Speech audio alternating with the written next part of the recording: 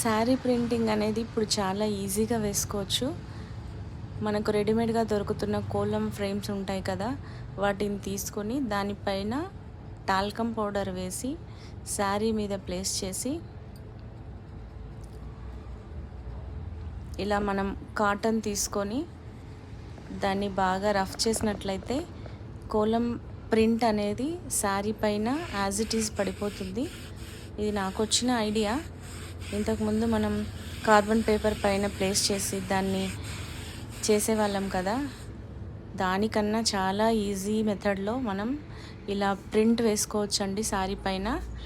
చూడండి ఎంత చక్కగా పడిందో. ఎలా ఉంది నా ఐడియా? బాగుంది కదా.